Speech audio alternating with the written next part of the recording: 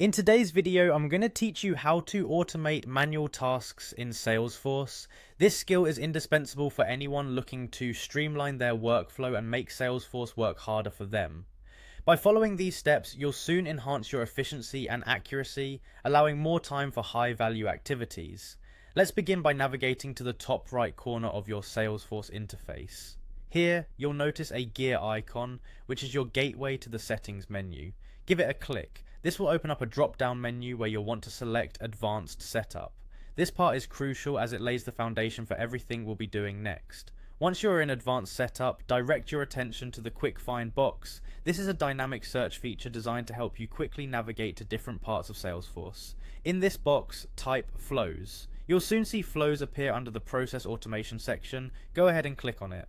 This section will become your workspace for building automated processes. Now on the Flows page, look for the button that says New Flow. This is where the magic begins. Click on it to start creating a new flow. You'll be presented with several options for templates, but for our purposes, you'll want to start from scratch. So select Start from Scratch, and then opt for the record triggered flow.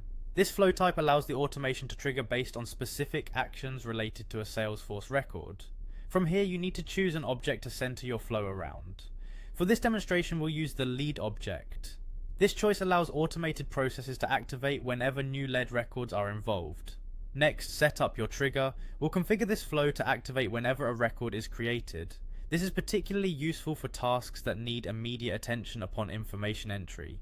At this point, it's important to consider how your flow will be optimized. You'll see an option to optimize the flow for actions and related records. Select this to ensure the automation performs efficiently and interacts smoothly with other records and actions associated with the lead.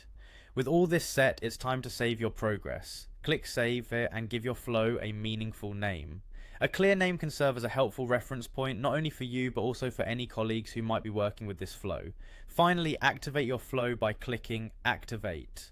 Once activated, your flow will run automatically whenever its conditions are met. You've effectively automated a piece of your Salesforce experience, enhancing productivity and reducing manual effort. And there you have it. With these steps, you've successfully automated a task in Salesforce. This process can be adapted for a variety of scenarios to suit your specific business needs.